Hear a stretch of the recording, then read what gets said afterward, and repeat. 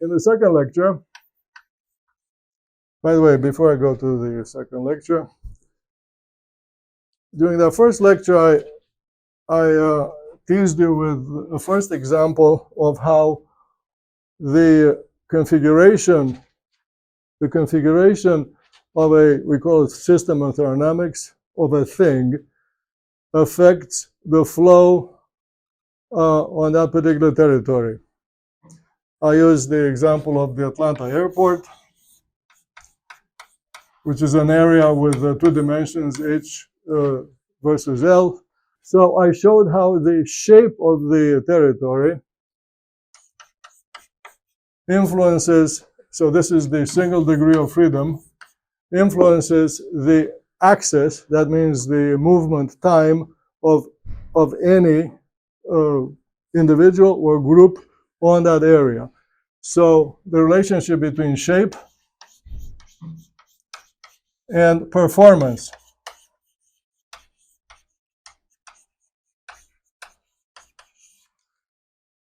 You see? And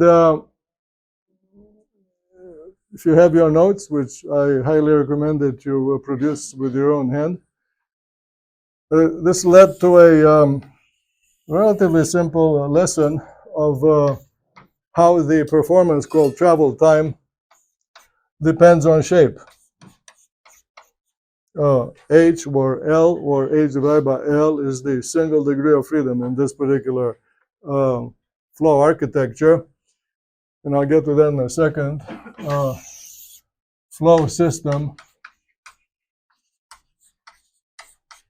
is a concept that's presented to you in this particular engineering school, but is not emphasized the way that it is being emphasized in this course. And the relationship between performance and freedom to change turns out to be convex. We had from theory, that is from the work of the, let's say, the most modest manipulator of idea, the theoretician, you end up with one design called the perfect, the optimal, the ideal, represented by the optimum shape and minimum travel time. And then we committed the unthinkable, which is to recognize that we're mortals. We're really not that good at math. Perhaps we did not even study calculus. And we grew up a little bit in the dark. And instead of the minimum, we are satisfied with not just, well, coming from humility, with a little bit of imperfection called minimum plus epsilon. So that's called imperfection.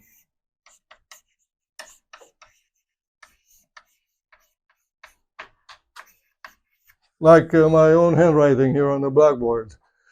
And this reality, which in fact brings us together, because not a single one of us is, Isaac Newton, leads to the reality of how the design is born. It is born, yes, in the direction of shaping the territory for greater access. So that's the direction access. But at the end of the road is actually the end of your patience with entertaining an idea or hearing a calling. At the end of that, you end up with this diversity of designs. They all perform nearly as well as the perfect. And the diversity of designs do not fall from fruit trees. They come from individuals. And you see, the individuals are a number. Let's call it N.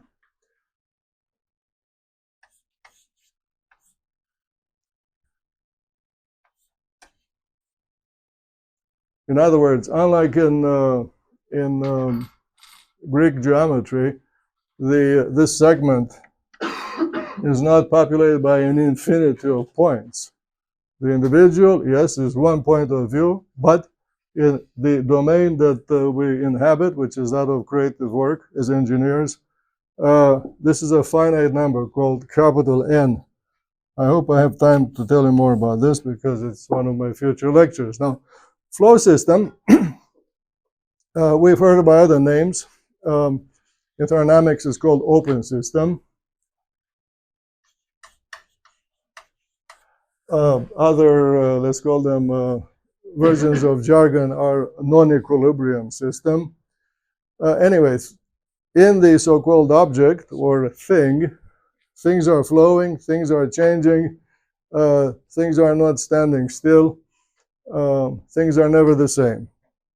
And that is, in fact, a description of every object that comes out of the minds and hands of engineers, but also in nature. You look at the behavior of the rainwater on dirt, or look at the trees in your yard. Obviously, they are oscillating in the wind, but they grow, they shed leaves. They, a long time ago, reached a truce with the animals that live in them, and on and on and on. And so nature itself is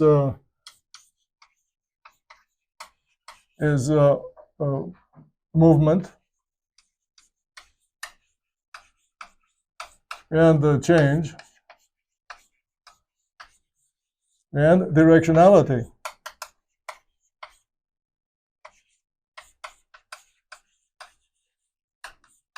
We've discussed this. It's called access and some other measures of why changes are happening.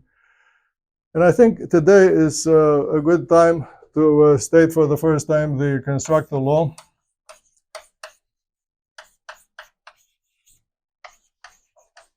Which I published in several ways in 1996.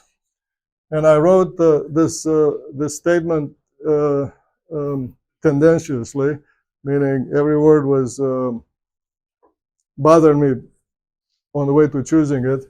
I wrote for a finite size flow system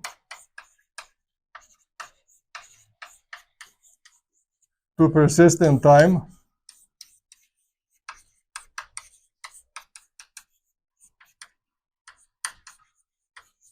And I wrote in parentheses the meaning of what I just wrote, which was to live. It must evolve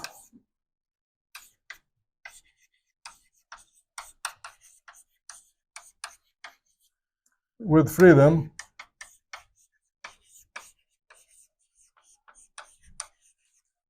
toward greater access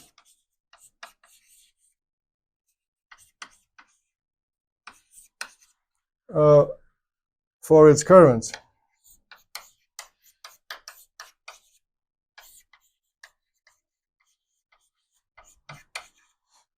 In the several decades that passed since then, I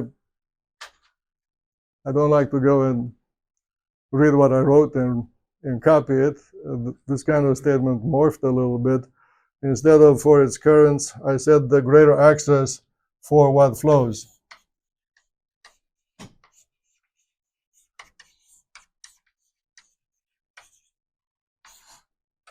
Not everything that flows is easy to draw as a current. You see, diffusion of heat, that's something in the thinker's mind, or diffusion of mass, that's something else that your doctor could tell you about what happens to the sweat off of your hand.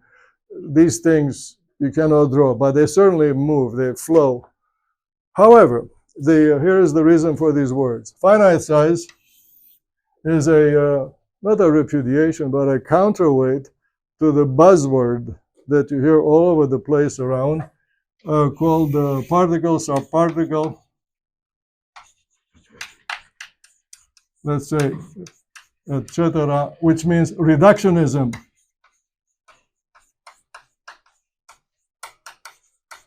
This is the fashion in science.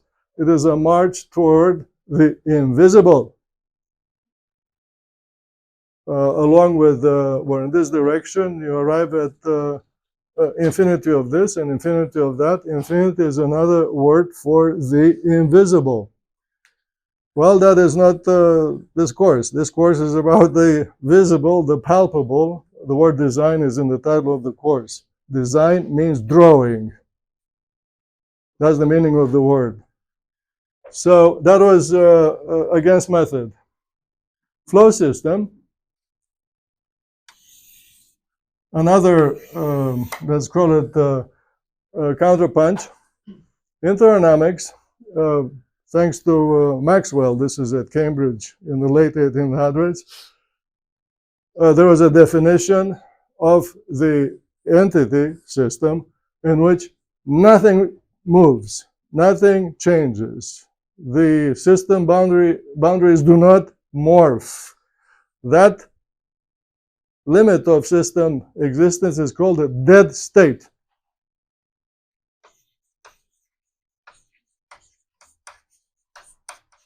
Well, flow system, meaning the Constructal law, with this statement here, defines the live state.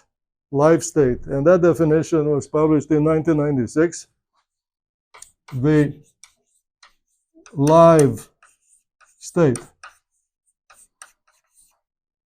These days, that is decades after my work, people in physics talk about live matter, living matter, and all these other things as if the flock of birds is something you scoop out of a jar and you throw up in the air, and then the scientist exclaims, the material science, the scientist exclaims, it moves, it's alive.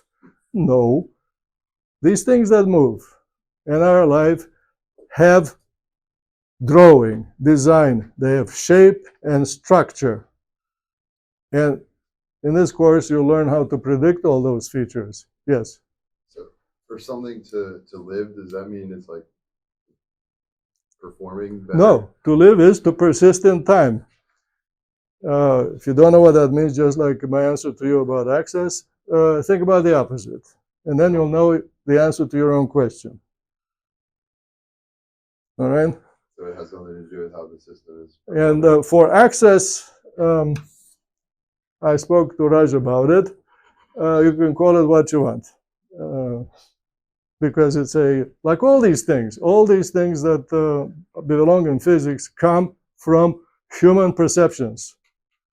And this belongs to prehistoric humans, human perceptions, including time. And along the way, language was born. Very recently, writing was born. Even more recently, science took shape. And those who do not have no appreciation for the origin of things end up believing in this, let's call it new terminology, in a sheep-like way, without questioning what's happening or where it came from. And I am against that.